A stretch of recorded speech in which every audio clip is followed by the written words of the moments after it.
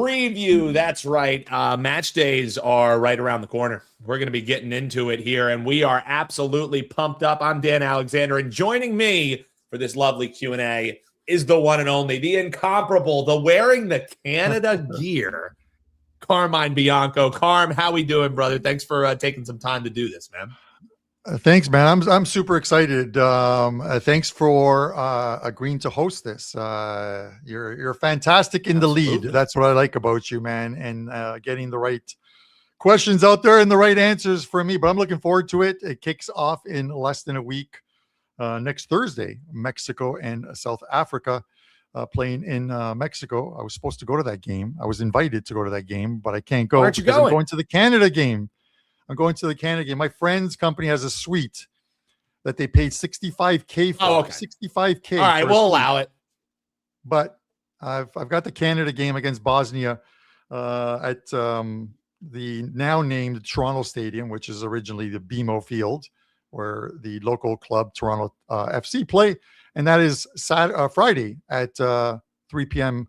Eastern time. So I'll be there, sporting my gear and watching Canada play, not Italy.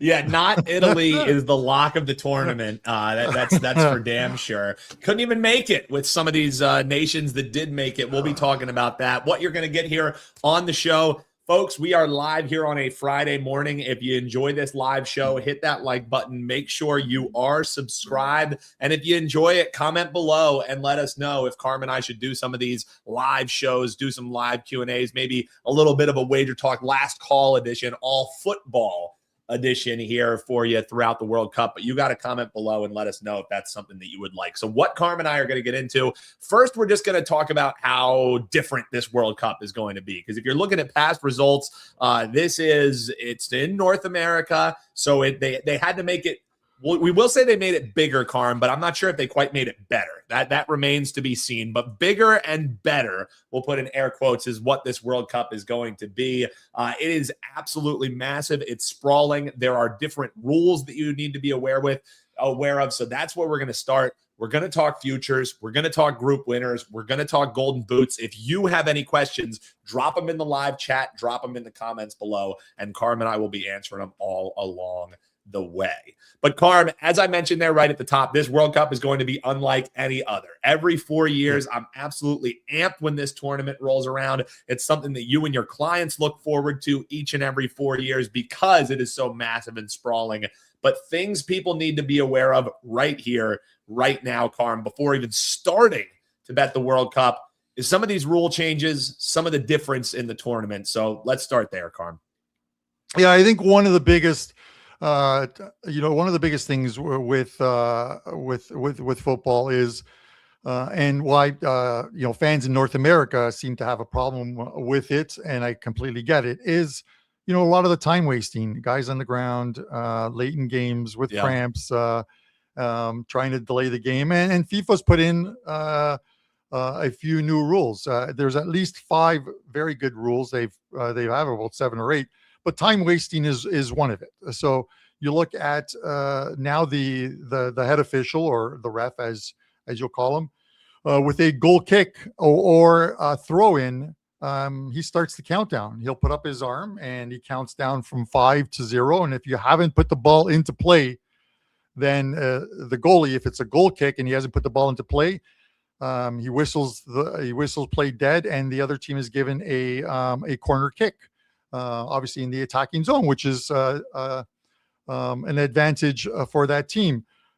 If you haven't thrown the ball in from the sidelines, the ball goes to the other team and they get the throw in. So you're penalized for not speeding up the game. Players who are coming off on substitution, they have 10 seconds. Normally you see a guy coming off the field when he's being substituted, and he takes a good 30 to 45 seconds. He's turning around. He's clapping his hands at the fans. He's wasting as much time as possible. Those are normally players who are in winning positions, or their teams are in winning positions. They've gotten rid of that. You have 10 seconds to get off the field, and you need to exit the field by the closest exit point on the field. So you can't walk across the field to the benches. If you're close to the opposite sideline, that's where you exit the field and you walk around the field. Those are good ones. Yellow cards. with VAR, VAR is going to be a lot quicker this year. Semi-automated for offsides, so not these long delays to figure out if it's an offside or not. VAR can get involved in one that's very important. Normally, if a player gets 2 yellow cards, they get a red card. They're given a red card and they're out of the game. VAR can now intervene in a second yellow card if they feel like the ref made the wrong decision, and they'll review it and rescind that yellow card, which means there's no red card and the team is no longer at a disadvantage of being a player short. Another one is players constantly bothering the referee or complaining to the referee. Only the captain can do it. Any other player who goes up to a referee, an official, and starts to complain is given a yellow card. So that is a deterrent. And you can also take that. And when you're looking at yellow cards in a game, and whether you want to bet yellow cards or yellow cards in the tournament, because there are some players who are still going to complain to the officials and are still going to get yellow cards. And then the one that is the most puzzling, but we are seeing it, and unfortunately, is when there's a confrontation between players. If a player goes, and you see it all the time in European football, South American football, even here in North America, when they're arguing with another player, they put their hand over their mouth so the cameras cannot catch what they're saying. In a confrontational, in a confrontation with another player, if they cover their mouth with their hand, they're given an automatic red card. That is harsh. That is extremely harsh, because it happens and it's hard for players to get away from that. But it's because of the obviously the racism that exists in the world and in the game. And unfortunately, it's happened a lot in Europe over this past year, and they're trying to remedy that. And a red card will do that. A mouth covering ban is definitely something we need to. It honestly, yeah, red card. Forget it. I just saw you cover your mouth. I don't know if you got your yellow cards, your red cards that you used to have. You need to get them back into the office, because we can throw out some red cards for this. But I think that's something you need to pay attention to, because if they really put stress on that early, Carm, that could be the fly in the ointment right out of the gate for some of your handicaps. You know, for anyone who's betting these games, a red card completely just tactically changed the entire match. So that's something I would say, Carm, even starting on Thursday, we pay attention to how close they really are calling it. Is it the second that's up, we're seeing red cards flying? Because that could change fundamentally how we're betting this tournament match by match. So, super important one there, right, Carm? Yeah, and you can find, with some of these rules or some of the innovations, you can find things that you can make a profit on. 2018, whether it, whether it was an anomaly or not, 2018 was one of the first years in which they instituted a type of VAR, and it was used. One of the things it was used on was to determine whether a goal.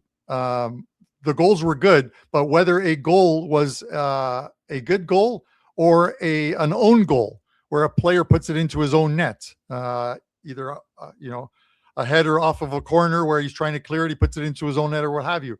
I bet, because the books hadn't adjusted the odds, they were 14-1 every single bet, 64 games. I put $100 on every single game to have an own goal from start to finish, and at 14-1 odds, there were 13 games with own goals, which cleared a profit, obviously, when you're getting 15-1 on your money. Oh, yeah. So it is absolutely, it's absolutely insane, the amount of own goals. And I think the yellow cards is this year's own goals, because we're going to see some yellow cards in it. I think the last 2 World Cups have had 179 and 196 yellow cards, and I believe this year the over-under for yellow cards is set at 215. So with more games, or it's higher than that. I think it's a good point, in the mid to higher 200s, and it's because this year, instead of 64 games, there are 104 games. So 40 extra games this season, or this World Cup. Guys, gals, folks, tuning in, comment and let us know any of the questions you have. They're already getting some of them. Shout out to the chat. We are hitting them hard as well. Excited for this one. And yes, the glue sniffers are out and about, Leggy. Thanks for tuning in here, man. And appreciate y'all joining us. Titan CT, appreciate you as well. If you're enjoying the show, make sure you hit that like button, and we'll keep these shows coming your way. We're absolutely pumped for this tournament. Some of these questions we'll get to, but Carmine and I have some things we want to talk about as well. Futures coming up here, some of our favorite outright winners, some of our group winners that we're looking at. We'll also talk about Golden Boot, how you should bet the Golden Boot. But Carm, one thing that I want to do real quick, just as far as some of these teams with expectations heading in, I did a little bit of research, and I did see that in this modern era, the odds-on favorite to win the cup in this modern era has only won it 3 different times. So as you're looking towards the top of that odds board, I'm not saying that it can't happen. I mean, France is going to be your favorite, and they're your favorite for a reason. They have all the tools to win. I'm just saying historically, it is not something that has worked out well for the favorites. And in this year, Carm, talk about the upsets with March Madness, with them constantly expanding it, getting bigger. That's just the nature of the beast. In the group play, that's where the cream is going to rise to the top. But once we get into this round of 32, Carm, I would argue that's where the real action starts. That's where the real tournament starts. And that's where you might be sweating a couple of these futures that you're throwing in, because this year more than ever in the group play, teams are going to be trying to forecast who they're going to be playing next. And a lot of that has to do with the amount of points that you need to qualify this year, Carm. And in this tournament, it is, I hesitate to say easy, because nothing is easy in soccer, right? But it is easier than ever to make a path to qualifying and getting into the next round in this World Cup. Yeah, it is. And, I don't have a graphic for it, but some models have been run, and it's something I discussed with you earlier. But you look at it, obviously every team will play 3 games in the group stages, but 6 points, which is essentially 2 wins in the group stages. And pretty much every group has a minnow in there that you're going to get a win against a smaller, obviously FIFA ranked country. But 6 points, 100% you're going to qualify for the round of 32 because 48 teams and the top 2 in each group and the next best 8. And I'll get to how the next best 8 are determined, but 6 points gets you in. 4 points, a win and a draw, along with a loss, let's say, a 99.8% chance of getting in. Even 3 points, win 1 game or draw three games, you have a 67% chance of making it in. On 2 points, only a 5% chance of making it in. So not the greatest odds there, but as you'll tell, with only 3 points, you can get into the knockout stages of this one. And it makes those match day 3 games very important, because as Dan mentioned, guys, some teams will win their opening round game, their second game. They know they're going to get into the round of 32, and they've essentially qualified. Game 3 is an opportunity, or match day 3 is an opportunity to rest players or pick your path. And the picking the path is the very interesting one. In 2018 World Cup in Russia, Belgium was in the same group as England. They didn't face each other until match day 3. Both teams won both games on 6 points. Neither team wanted to win the group and play in the same bracket as France, who were the eventual winners. So England sat 7 to 8 of their players. Belgium sat 5 to 6 of their starters. And it was probably one of the most boring games you'll ever see. I think it finished 1-0. Belgium ended up winning. They ended up on France's side of the bracket, lost in the semifinals 1-0 in that one. And England went on to lose to Croatia in the semifinals as well, too, in extra time. So sometimes be wary of the path you pick. It might be the wrong one. And those 2 teams. So that's why I believe, as much as I would love to say the World Cup is a great betting opportunity, it is. The one caveat to all of this is be careful on match day 3, because you might want to bet it late. A lot of my bets on match day 3 will come the day of. The morning of. Will get the morning of. when lineups are determined and you have a better idea of who the team is going to start. There's nothing worse than betting on England and finding out Harry Kane's not playing, Declan Rice is not playing, Saka's not playing, and they still have some quality guys on that team, but they're not there. So, Argentina, Lionel Messi's on the bench, Lautaro Martinez on the bench, DePaul on the bench is you want to make sure that these guys are playing before you're betting your hard-earned money, because the books will still hang the price knowing people are going to bet Argentina, they're going to bet France, they're going to bet Brazil. You want to make sure that you're not betting into a line that is going to adjust in the opposite direction of where you thought it would go.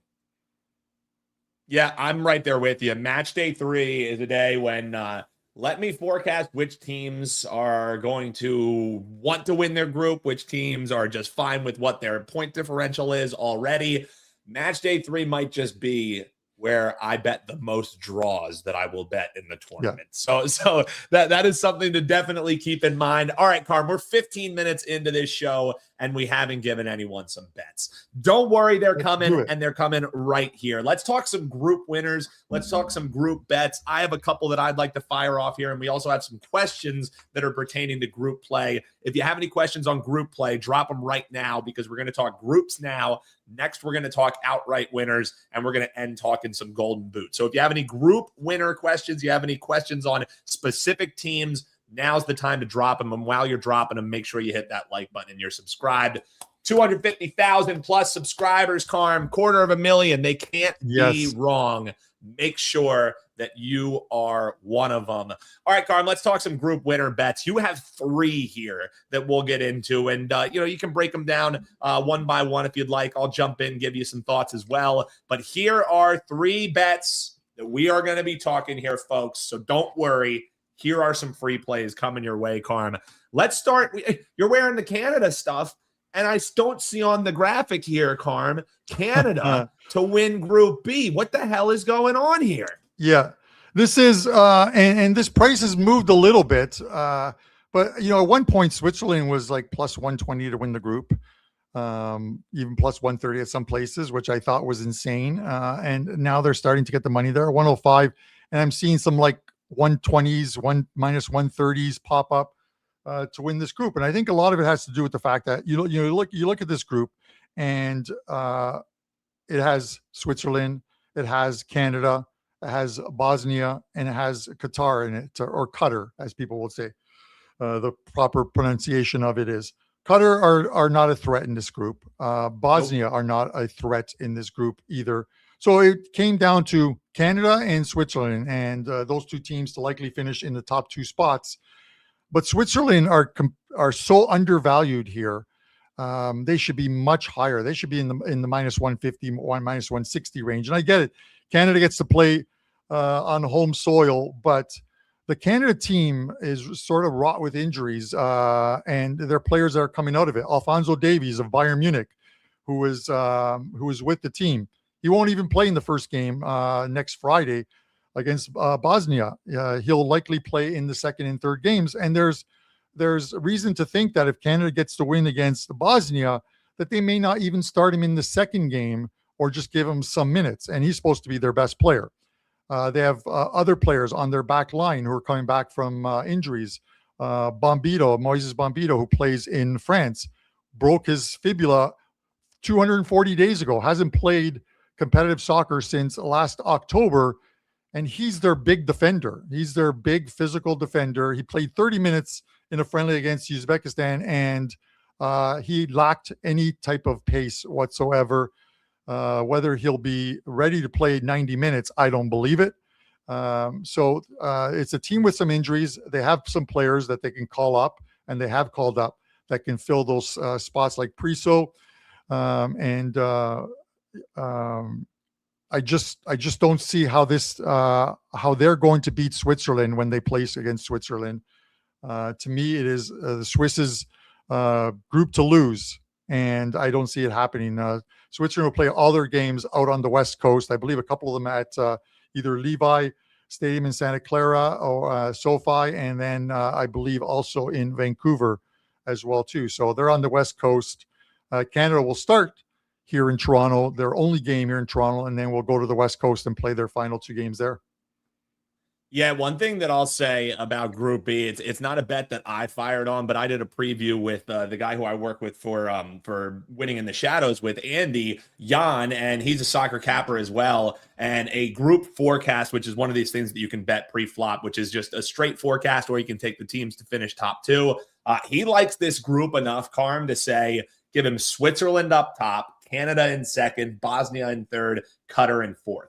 That was his straight forecast. You can get that at plus money. It makes a lot of sense to me. It's something that I wasn't really eyeing, because the way that I would probably attack it, I like throwing Qatar in a parlay to finish last in this group. I think they would be very happy to pick up a point here against these teams. They just don't match up well against them. And Bosnia is a physical team that can frustrate you. So yeah, I like that forecast. The one that I bet, and I actually gave out yesterday as the WagerTalk Today play of the day, it's around plus 170. It's Group C. I know a lot of folks are loving Morocco, and I think Morocco sets up really nicely in this group. Don't get me wrong, but Haiti is another one of those teams that teams get a free 3 points again, right? This is a team who is simply happy to be here. They will be just as happy to have that huge emotional match against Brazil. They have a great kinship as 2 nations. So the fact that Haiti gets to play against Brazil in a World Cup, that's enough for them. I'm not saying that they're going to roll over or anything like that, but Haiti to finish last, I think, is a great bet. Scotland is a solid side. Basically, what's going to decide who ends up second or third in that group is who wins that Morocco and Scotland match. And then for me, I know Brazil is coming in not the best form. The cream rises to the tops, folks. And also, I don't think Brazil is a team who's going to look forward and say, oh, I want to play this team. Oh, I don't want to play that team. This is a team in Group C that I'm looking to bet overs in a lot of these matches, especially Brazil matches, because they can score a bunch and they'll concede a bunch. But this group, I'm forecasting straight Brazil, Morocco, Scotland, Haiti. That's the way that I'm betting it, Karma. Any thoughts here in Group C? And then we'll talk Japan, we'll talk Colombia, who you and I are both pretty fond of. Yeah, for people who are unfamiliar, betting European soccer, South American soccer, they see a team like Morocco and they just figure, Brazil's going to win this group. Scotland's got a good team. They got players that play in the Premier League. They're good enough to do it. Let's not forget Morocco in the 2022 World Cup made it to the semifinals and lost to Argentina. So they were there. They made a run, and it was a very good run at that. So a very good team. If you look at the rosters, a lot of players whose names are familiar. And I'm with you on that one. I think it's one of those ones where it's Brazil, it's Morocco, it's Scotland, and then the also rans Haiti in this group. I'd be surprised if Haiti got a point out of this group. Yeah, that's where, so we've already talked 2 teams, Qatar and Haiti. So by the end of this show, those are 2 teams. Let's put them in a team to finish 4th parlay, and we'll see what numbers we can get on that. I'll crunch these numbers. While we did have a question about Group F here, Carm, you like a team that may surprise some folks here coming out of Group F. You got them to win the group at a nice plus 275 price point. This group is Japan, Tunisia, who they might be qualified for this finish 4th because they're going up against Sweden and the Netherlands. So you're liking Japan to make some noise here out of Group F. Carm, tell me about it. Yeah, I look at it, and this Japan team is so well organized as a team. They play extremely well. I've watched some of and I don't put a lot of stock into friendlies, but let me tell you, over the last 3 or 4 days, I've watched and recorded 10 friendlies, and I basically only watch the first 45 minutes of it if it is the starting unit, because I want to see how they're playing. Because essentially the European seasons just ended at the end of May, and these teams get together, and you want to see if they're blending, if they're cohesive, how they're playing with each other, if they're picking up where they left off when it was World Cup qualifying. So, I like this Japan team, and they play so well organized, and they're going to be a tough team to break down. I just think that there's a couple teams in that group that I think are going to underperform. I think Sweden's going to underperform. A lot of the players on that team um, are coming off of not the best, obviously, not the best domestic league seasons. You look at like Isak, who made the huge move going from Newcastle to Liverpool and had an absolutely brutal year with them. Sometimes, one of the things in 2018 and 2022 I looked at in making my future bets is I wanted to see where the players competed and how they competed with their domestic league teams. Because I think when you're in good form as a player, it carries on into the World Cup. So, with that said, you look at the Netherlands, and I think the biggest weakness for the Netherlands, and, I watched the game. It was just a friendly. They could not finish against Algeria. They played at home in Rotterdam. Their back line was exposed a couple times, and Virgil van Dijk on that team, who's the obviously the big guy at Liverpool on their back line as well too. Matthijs de Ligt is injured, so he won't feature in this World Cup. I think you look at the first game, and the first game could very well decide this group. Netherlands played Japan right out of the gate in the first game, and I think that Japan getting half a goal in that game is I'm not going to call it a gift, but it's a must bet. First game out of the gate, I don't think Netherlands are going to be at their best. A lot of the good teams will normally build through a tournament unless they have a minnow to start off with. They don't have a minnow to start with, Netherlands, in this one. Japan could get the win, the outright win on match day one. But at the very least, I think they get a draw. And if you're taking the plus a half a goal, you're a winner. Yeah, I love that look. So not only a thought on winning the group, but also a match day play for you. That's why you tune in live here, folks, or you tune in on the rewatch. Whether you're watching live or on the rewatch, make sure you smash that like button. We can't do a preview, Carm, obviously, without talking Group D. That is the American group: USA, Turkey, Paraguay, and Australia. Here's the thing: is you got the favorite here. Favorite is the USA to win this group, but it's one of these favorites. You're talking some of these group favorites, Carm, are minus 700 or minus 500. Yeah. This is a group favorite that's around, plus money, plus 125. And that's indicative to the fact that USA might not even be the best team in this group. And I think the team that worries me the most is one that our man Leggy is pointing out here. He likes Turkey to win Group D. I completely agree that, folks, if you're looking to bet on USA, you're never going to get true odds. It's just, especially if you're betting on these regulated sports books here in America, you're getting the pro-USA bias because everyone wants to bet them. You're getting the Yankees tax, so to speak. So you're seeing this Turkey to win this group. And honestly, Carm, here's the thing about Turkey is when they are on, I'm not going to call them one of the top teams in this tournament, but when they are on, they can hang with anyone. They are a team that has the absolute talent. However, when it is not their day, things can snowball pretty quickly to Turkey. So they're a team that just has too much variance for me to like them as they move on in this tournament. But as far as competing here in Group D, and I talked about how Group C is an over group for me, a group that I'm going to be betting a lot of overs in. This Group D, Americans might not like it because there's going to be a lot of unders in this group. There's going to be a lot of 1-0 wins in this group. And I think Turkey's style of play sets up to fight USA. Yes, they're solid. Yes, they're probably one of the best tactical teams in this group in the difference of ways they can beat you. However, as far as it being their day, Turkey and Paraguay, no slouches in this group. And I don't hate Leggy's bet for Turkey to win this group.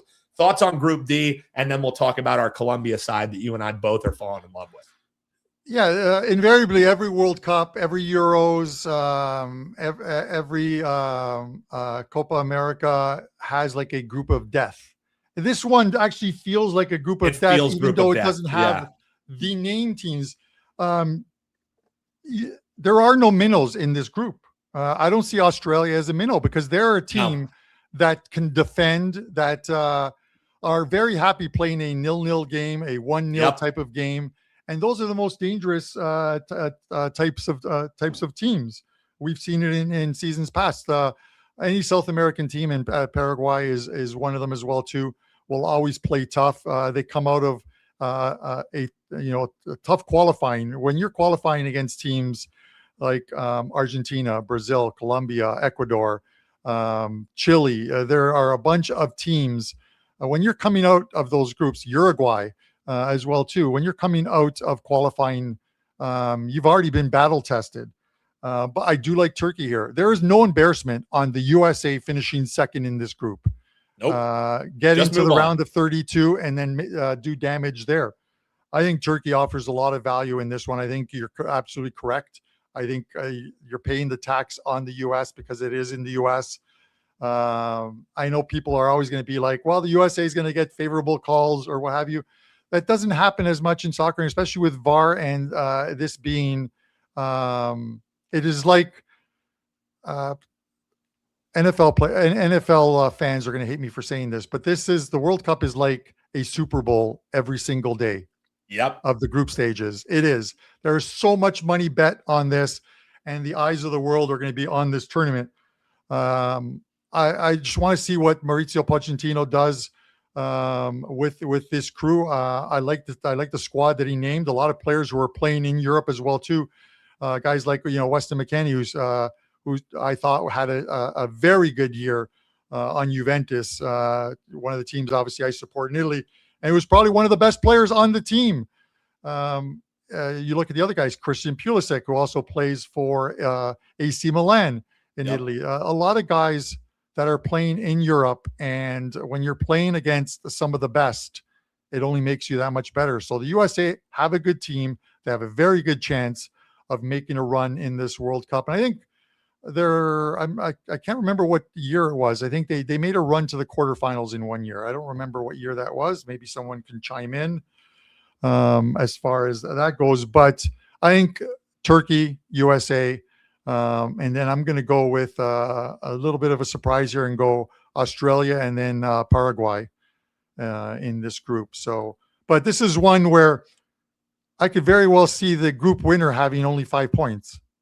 1,000%. A couple draws. Because exactly. And also goal differential is going to be huge in this group because you're going to be looking at a bunch of teams who won 2-1 or 1-0 or had a draw.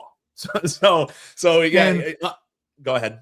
And if I can interject, and because this is like I would call it the draw group. We're likely to see some draws. 1,000%. For those of you that are new to betting, and you're going to be betting the World Cup because it's going to be on TV everywhere. What you need to remember is during the group stages, where draws are in play, you have 3 options: Team A to win, Team B to win, or a draw. 90 minutes is the rule. All bets are graded by your sportsbook 90 minutes plus injury time, which could be 4, 5, 6 minutes. When you get into the knockout stages, it is the same thing. Your bets are graded on, even though the game, if even after 90 minutes in injury time goes to 2 15-minute extra periods of play and possibly a shootout because they need to determine a winner, your bets are still graded on the original 90 minutes plus injury time. When you're 3-way betting. So if you bet Team A and they end up winning in penalty kicks and you think your sportsbook made a mistake and graded your bet a loss, they didn't. They graded on 90 minutes only. But you have the option in the knockout stages of team to advance. It's a little more juice on that, but that bet there includes everything. So it doesn't matter where in the game is settled, 90 minutes, extra time, penalty kicks. If you pick the right team and you only have 2 options, Team A or Team B, you're a winner. So I just wanted to make that because the 3-way betting is one of the most confusing for bettors and why they hate sometimes betting football. Read the fine print, and also in the analysis, we've asked the handicappers here at WagerTalk to make it very clear what you are to bet on as the client play. So make sure you read the analysis. Don't just scroll past it because I don't want customer service to inevitably be bombarded with, why is Carm saying he won his play when it lost? No, you bet the wrong thing. You bet the wrong thing. So that's why we're going to try and help you guys and make sure you're going to be betting this, but betting soccer is different than betting any other sport because of these different lines. And we won't even get started on the Asian handicap lines. Read the fine print, people. All right, Carm, Michael Panza, much like you and I, thinks Colombia could make a lot of noise this tournament. You like them to win their group here. That group that we're talking about, folks. What? Carm's taking Colombia to win a group that Portugal is in? Don't you know Cristiano Ronaldo plays for Portugal, Carm? So what the hell are you thinking here? Carm likes Colombia to win Group K, and that is featuring Portugal, Colombia, the Congo, and Uzbekistan.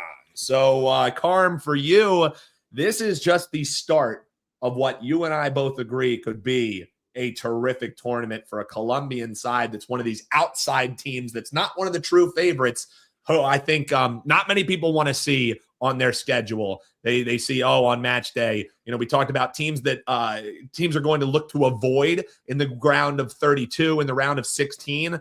Colombia is one of those teams, and I would put Ecuador in that conversation as well. And maybe if we have some time, we'll talk about why I like Ecuador. Colombia is a team that nobody wants to face because they are a team that could end your championship hopes rather quickly with the different styles of play that they can play and their athleticism, and they're used to this climate. A lot of reasons to like Colombia. You like them right to start off the matches in Group K. Yeah, and this is a play for two reasons for me. Number one, a very good team. They're coming into this tournament healthy and with some very good players. And these guys are hyped to be here. And you could see it in some of the friendlies. You could see it in the World Cup qualifying. In the World Cup qualifying, I think out of the gate, they were phenomenal. They beat Argentina. They beat Brazil. These are tough qualifying groups. South America is a tough qualifying group. It would be like putting in qualifying in Europe, putting France, Spain, Germany, and a couple of the other very tough teams in the same group and saying, hey, not all of you are going to make it into the World Cup. They qualified. They're a very good team. But also, Portugal are notorious slow starters in tournaments, and they build throughout a tournament. We've seen it in the Euros. In the Euros, the last two Euros, in the group stages, Portugal's gone, where are we here? 3 wins, 1 draw, 2 losses with a goal differential of 3. The last two World Cups, 3 wins, 2 draws, 1 loss, plus 3. They've only won the group in one of those 4 years. You look at it in the World Cup. This was the 2022. They beat Ghana 3-2. They beat Uruguay 2-0. They lost to South Korea 2-1. The 2018, and I remember I was in Vegas at the time for these ones. Spain 3-3. Phenomenal game. They drew that one. They drew with Iran, and they beat Morocco 1-0. Again, they finished second, and they finished second on goal differential. And this is one where I think Colombia can run up the score against teams like Congo and Uzbekistan. And this group could likely come down to when Colombia plays Portugal, and if it finishes in a draw, goal differential comes into it, and Colombia is very good at running up the score lines. So this is going to come down to who beats up on the minnows in this group, and I think Colombia has that. So at plus 200, definitely worth a bet for me.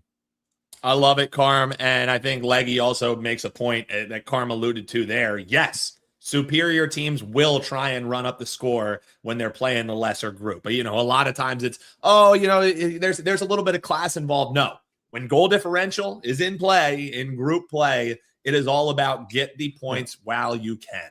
So, yes, teams to beat up on minnows. I like team totals even when they're juiced over when you're playing against the worst in the group. So those are some thoughts here on group play for us. Carm, so if we were throwing together, and then we're going to get into our futures bets here, and we also got the golden boot. So hit that like button. Make sure you're subscribed. We'll put Qatar.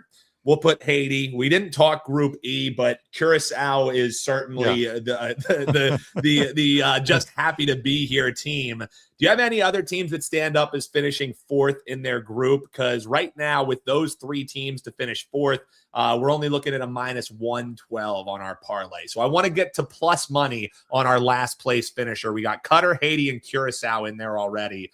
Any others that you think we should throw in there, try and get some plus money for the folks before we end talking group play? Yeah, I think you could toss in Tunisia. They're in that group with the Netherlands, Japan, and Sweden. I don't see them getting more than a point. and that's likely in the game. That could be in the game against Sweden on match day one. And again, it's because teams sometimes they're not completely dialed in on match day one. So when you play a defensive team that's very tough to break down, or as some people like to call it, teams that park the bus and try and pick up a point, nobody likes to lose on match day one.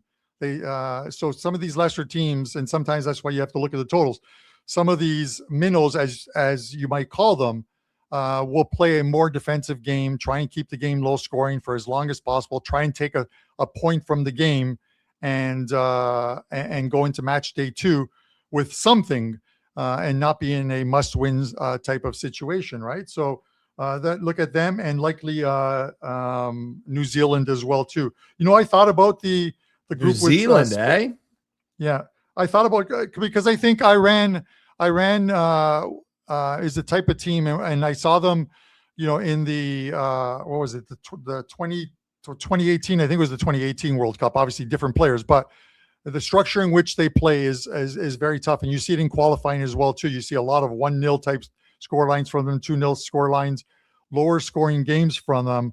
And they're just going to come here and play a defensive game. I saw them play Portugal, where it finished in a 1-1 draw. I saw them play Spain, where I think it was a 1-0 scoreline, and Spain scored in like the 90th or something minute to win that game. So they just play a park the bus counterattack style of play. So we'll see where that goes. All right. The only other one, like Dan, real quick, that I thought about was in the group with Spain and Uruguay, because I think they'll finish first and second, is Cape Verde and Saudi Arabia.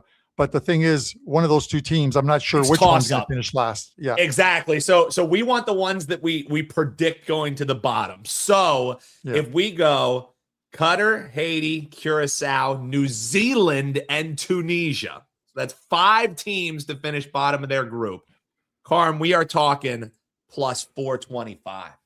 That's worth a little bit of pizza money. Wow, that is.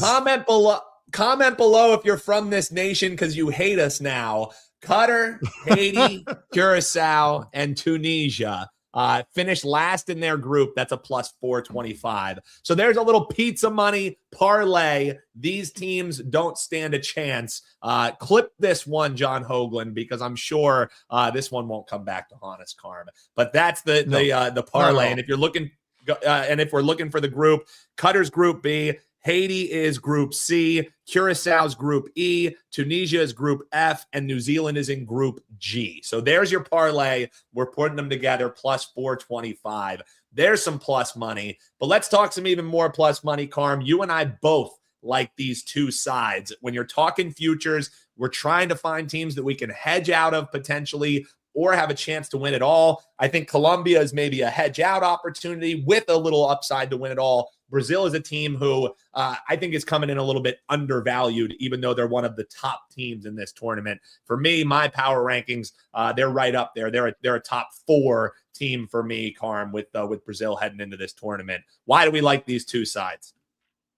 So I'll start with obviously Brazil first, and I'll flash back to 2018. Went to Vegas and filmed a video with Marco D'Angelo on the World Cup prior to it starting. And I picked in that one France to win the World Cup at 7-1 and Croatia to make the finals or to win the World Cup at 40-1. As my long shot bet, that I said, you'll be able to hedge out later in the tournament.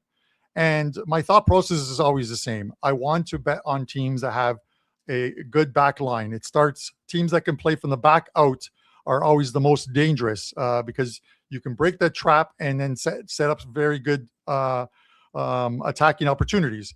So a good back line and a solid midfield. France had that. Croatia had that.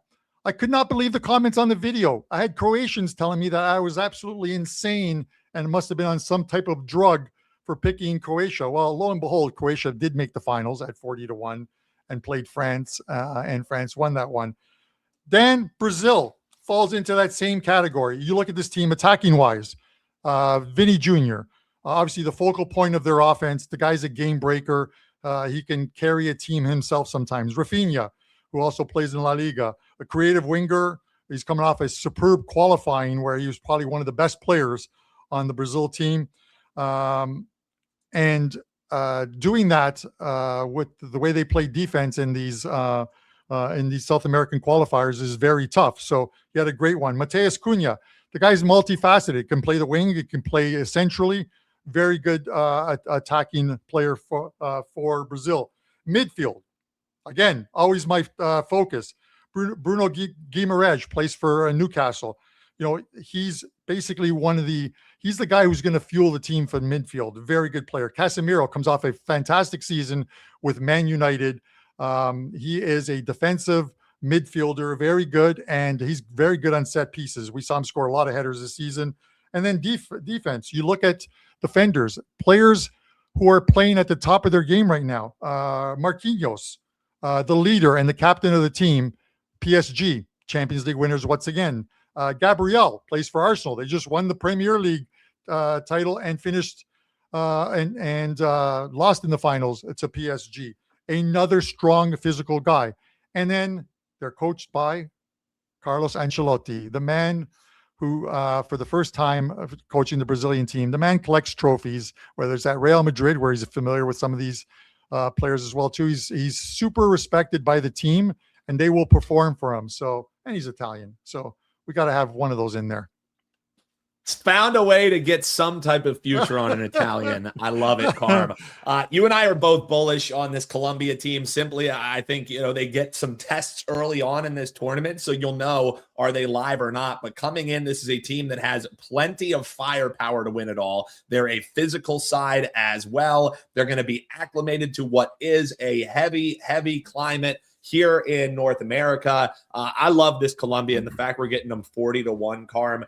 As long as we get them here through the knockout stages, this is a ticket that is going to be absolutely live for some hedge potential at a beautiful 40-1 price. Yeah. Yeah. And you look at it, and it's the same thing. You look at their attack. Luis Diaz, Bayern Munich, fantastic season for him, alongside Harry Kane. You have Luis Suarez, not Luis Suarez from Uruguay, the biter, okay, who plays for Inter Miami, but Luis Javier Suarez, who plays for Benfica. And guys, I'm going to get into, when we do the Golden Boot, I'll get into some of his stats, but a very good attacking player, and on top of his game right now, coming off a fantastic season with Benfica. Cucho Hernandez, if you're an MLS fan, you'll remember him from the Columbus Crew. He now plays in Spain for Real Betis, and had a very good season with them as well, too, playing against some very good teams and some stars. You want your players playing in good leagues when you're picking these. Midfield, their captain, a little older. He's now playing in the MLS for the Minnesota United, but James Rodriguez, who I call Hammy Rodriguez, he's just such an inspirational guy. He fuels the team. He puts excitement into them. Rios, who plays for Benfica. This is the type of guy who plays like box-to-box football. He is all over the field. He is fantastic, and you want a guy like that in midfield. And then you look at like their defenders, veteran-type guys, Davison Sanchez, Yuri Mina, Munoz, guys who have played in the Premier League against the elite and have had good seasons. They are going to shock some teams, I believe, in the World Cup. And the thing is, you don't need to win when you're betting Colombia at 40-1. If they make it to the quarterfinals, you made money. You can start hedging out. And I will always talk about the hedges. I told people how to get value out of Croatia at 40-1 along the way in the quarterfinals, semifinals, and then the finals against France, and make money. And clients were very happy about it. Let's see if we can do that with Colombia this year. Yeah, I think Colombia is even more live than Croatia was to actually win this whole damn thing as well. Yeah. So love the breakdown there, Carm. Carm, before we talk Golden Boot here, let folks know why they should hop on board World Cup. We are absolutely amped for it. We have some great deals. WT.buzz/CB is where you can get every single play. Carm already has futures loaded now for his clients. He's starting to break down match play as well. So check it out, WT.buzz/CB. Carm, tell them what they'll find over at your page, because NHL is still going on. We got some games there that you can also cash in on if you get some all access. So check it out at Carm's page. What are they going to find? And then we'll close out with some Golden Boot talk. Yeah, obviously the World Cup package, you can get that on the page, and you get every single future, every single prop, every single side total that I release. But what you also get is, if you purchase the World Cup package, and if you've purchased it and haven't yet done so, and you're familiar with Discord, or the Discord channels, email our customer service with your account number, and they will give you a code to get into a private Discord channel where I will be posting halftime plays. If I'm betting it, I'm going to let my clients know that I'm betting it. The problem is you can't load it as a play on the site. You just don't have enough time for me to load it and you guys to get it. In the Discord, you're getting it automatically if you have your notifications on. Any live bets, which are a little tougher as well too, I will put it in there. So yeah, I posted a message yesterday in the Discord, and I just let people know that match day 1, I have some games circled, and I will start releasing them on the weekend. Why the weekend instead of like today? The sheer fact that some of these teams are still playing friendlies. I want to make sure that there are no injuries prior to the teams ending their friendlies, I believe, on Sunday, and the tournament kicking off in earnest on Thursday. So I think that's very important. But you get that. And all I say is, and in the Discord is, guys, just be polite to each other. We're all in it for the same reason, and that's to make money and beat our books. So $149 for that package is great. 104 games. I'm not going to bet them all, but you're going to get some very good ones. So I love it. Yeah, incredible price point for that, folks. It only comes around every 4 years, so don't miss out. Grab Carm's all access for the World Cup, and we'll be in that Discord for sure. If you did want to throw Jordan in that last place parlay, that brings you up to plus 581. So it gets you about another 90 cents there on your wager. Makes a lot of sense to me. Jordan falling bottom of that group there. But we didn't want to go crazy, get 6 different teams to finish last in their group. So 5, we cut it off at 5. Carm, yes. Only a couple minutes left here. Let's talk all 3 of these Golden Boot winners. It's not something that I personally bet. If I do bet a Golden Boot, I want to wait until after the group page, because guys like Kylian Mbappe, sure, he could get a hat trick any game, but in the group stages, he may only play enough minutes to equate to a match and a half. So tread lightly with these Golden Boot winners. You got 3 cases to be made, Carm. What's the abbreviated thoughts on these ones? Yeah, I'm going to spin through these very quick with you, but we'll look at Harry Kane. Obviously, when you're taking a Golden Boot, you want to take a team that I look at it a couple ways. It's very important. Number one, a team that you think are going to get to at least the quarterfinals, and which is why I think you go onto a site like FIFA.com, and I'll make this quick, FIFA.com, and you can fill out like a free bracket where you pick out the teams, how you think they're going to finish in the group stages. And then that will then populate the round of 32, the round of 16, the quarterfinals, and you can see what your team's path is for your player. You want them to play as many games as possible. You also want to look at players who are playing the minnows of the group early on, because if they're playing them on a match day 3 and they've already won their first couple of games, a guy like Harry Kane may rest on match day 3 if they've already won the group. So there's no sense in playing him in that third game, or they manage his minutes. But you look at Harry Kane first. The guy is just an absolute beast. This is what Harry Kane has done this season, why he's one of the favorites along with Kylian Mbappe of France. You look at, and I'll just pop this up. Harry Kane, 36 goals in 31 games for Bayern Munich. Another 14 goals in 13 Champions League games. Another 10 goals in the German Poker, which is their domestic cup. Essentially, he has scored on the season 60 goals. Absolutely phenomenal. Then you look at a guy like Luis Javier Suarez of Colombia. 28 goals in 32 games for Portugal this season. 5 goals in 12 Champions League games. 7 goals in 7 domestic league games. And a team in which I think are going to make a run and could run up the score in the group stages. He'll likely feature in all 3 games in that group because they're looking to win that group. So I like him at a very big price. And then the quietest one, because Spain is going to go far in this tournament. We haven't talked about Spain, but that's just because the price is so low. But I have to give them the respect they deserve. This team is phenomenal. So you have a guy like and I'm always going to pronounce this name wrong, so I apologize to the Spaniards out there. But Mikel Oyarzabal. Okay, Nailed so yes, so value because Spain is going to make a deep run in this tournament. He had 15 goals in 34 league games, but he scored 10 goals in the last 11 games, and then 24 goals for Spain in 6 of 8 or during the qualifying. I think he had not 24 goals, but he had 14 goals, I believe, in qualifying. But here's the important thing, Dan, is the players he's playing with. Lamine Yamal, who is Barcelona, the youngster, absolute. He's they say the next Lionel Messi. He's getting healthy.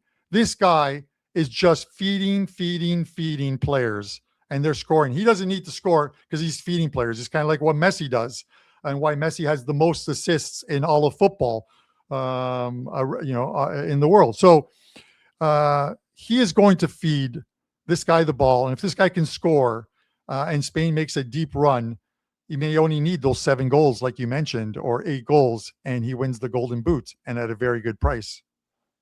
I love it, Carm. Appreciate you taking the time, man. 55 minutes of absolute gold. Folks, if we didn't have a chance to get to your questions here live, comment below right after this video is done. Carm and I will be in the comments, and let us know. You have to comment below, and you have to hit the like button if you want Carm and I to do some of these live shows on actual match days throughout the World Cup.